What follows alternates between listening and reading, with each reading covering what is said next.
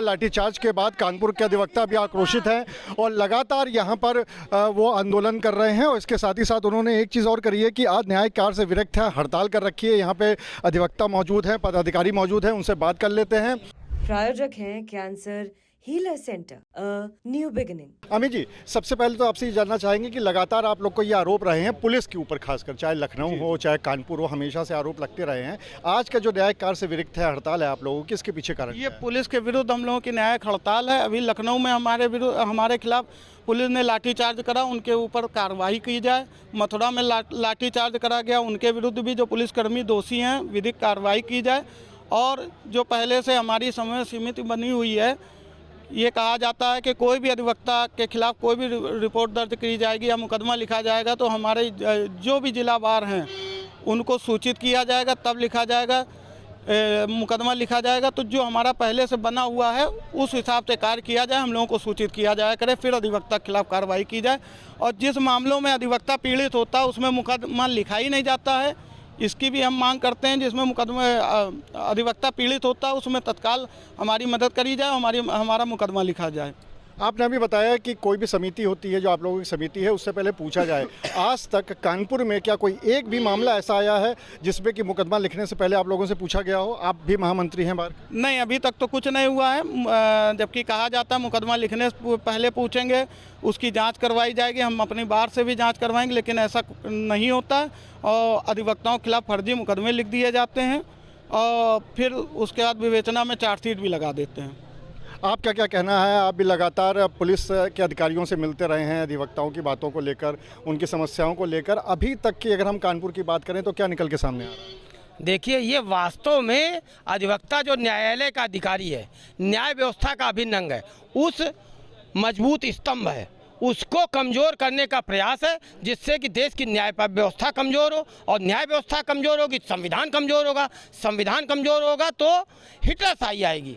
उसको बढ़ाने के लिए ये कार्य हो रहा है और देश का अधिवक्ता इसको कतई बर्दाश्त नहीं करेगा, क्योंकि देश के अधिवक्ताओं ने देश को स्वतंत्रता दिलाने में अपना खून लगाया है। इसलिए हम संविधान की रक्षा के लिए, न्याय व्यवस्था की रक्षा के लिए और अधिवक्ता अपने गौरव और सम्मान के लिए निरंतर संघर्ष कर रहा है और करता रहेगा। हमारी मुख्यमंत्री जी से मांग है तत्काल अधिवक्ता संरक्षण अधिनियम, जिसके अंतर्गत यदि किसी भी अधिवक्ता के खिलाफ कोई एफआईआर होने के प्रयास किया जाता है तो पहले हमारे बार संघों से लिखित अनुमति ली जाएगी, उसको तत्काल लागू करें, जिससे रोज रोज का पुलिस और वकील का टकराव समाप्त हो और अधिवक्ता सम्मान सहित अपना कार्य कर सके। अन्यथा सड़कों पे तो हम उतरे ही हुए हैं और इस लड़ाई को इतने आगे ले जाएंगे कि शासन प्रशासन डोलने लगेगा। इसलिए तत्काल अधिवक्ता संरक्षण अधिनियम लागू करें। अधिवक्ताओं की सुरक्षा और संरक्षा और उनके सामाजिक कल्याण की बातें निरंतर हम कर रहे हैं, करते रहेंगे, हमारी यही मांग है।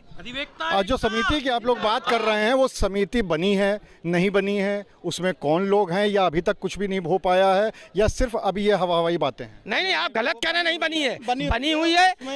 प्रशासन, मैं पूछ रहा हूँ आप जी, प्रशासन और हमारे बाहर के पदाधिकारी उसमें हैं, मीटिंगें होती हैं, लेकिन जिस तरह की होनी चाहिए वो शासन प्रशासन खाना पूर्ति करने का चाहता है, जबकि हमारे पदाधिकारी निरंतर उस पर बल दे रहे हैं। और उसी का परिणाम है, यदि उसको ये पूरी तरह तवज्जो दे दें तो ये रोज रोज का झगड़ा फसाद खत्म हो जाए। यहाँ पे महिला अधिवक्ता भी हैं, आप भी कुछ बात कहना चाहेंगे अपने कि? हाँ जी। मेरा मैं यहाँ पर करीब 24 साल से प्रैक्टिस कर रही हूँ। मैंने यही देखा कि अधिवक्ताओं के खिलाफ आए दिन पुलिस मुकदमे लिख लेती है। हम लोग थाने जाते हैं, कमिश्नरेट, कोई कार्रवाई नहीं होती। अब तो हमारे ऊपर इतनी कार्रवाई होने लगी है, यहाँ पर हम तो लाठीचार्ज होने लगा है। अब हम लोग की दशा इतनी ख़राब हो गई कि एक आम पब्लिक भी, आम पड़ोसी भी बेइज्जती करने, हम लोगों की संरक्षणता खत्म हो गई है। हम कई सालों से प्रतिनिधि हैं, लेकिन कोई प्रशासन मदद नहीं कर रहा है। हम लोग खुद इतने में सक्षम है, हम लोग सड़क पर उतरेंगे, आतंकवाद, हम लोगों को एक जगह हमको इतनी क्रांतिकारी बन जाएंगे, प्रशासन भी कुछ नहीं कर पाएगा। हम लोग एक दिन विजयी होकर दिखाएंगे, प्रशासन नहीं सुधरा तो हम प्रशासन को बिल्कुल प्रशासन को बर्बाद कर देंगे। आप लोगों ने यहाँ पर अभी एक आखिरी सवाल है, यहाँ पर आप लोगों ने अभी ज्ञापन दिया है, क्या आप मुख्यमंत्रियों से भी मिलने का भी कोई प्लान है? अभी तो नहीं, अभी हमने जिलाध्यक्ष जी को अपना ज्ञापन दिया, अपनी बात कही है। उनके ज्ञापन में हमने मुख्यमंत्री को संबोधित किया है, इनके थ्रू हमारा ज्ञापन मुख्यमंत्री जी को जाएगा। ठीक है, तो यहाँ पे जो अधिवक्ता हैं इनका लगातार ये कहना है कि जो समिति बनी हुई थी उसके अनुसार भी काम नहीं हो रहा है, और इसके साथ ही साथ अगर कोई भी अधिवक्ता के ऊपर मुकदमा हो तो उसके पहले उस समिति से बात करी जाए, जब बार और लॉयर से कुछ वहाँ से अनुमति मिलती है उसके बाद ही अधिवक्ताओं के खिलाफ मुकदमे किए जाएँ, अन्यथा यहाँ पर स्थितियाँ ऐसी ही चलती रहेंगी और काम प्रभावित होता है तो कहीं ना कहीं आम आदमी के ऊपर भी असर पड़ता है। अनुराग अग्रवाल, TV9 कानपुर। प्रायोजक हैं cancer healer centre, a new beginning.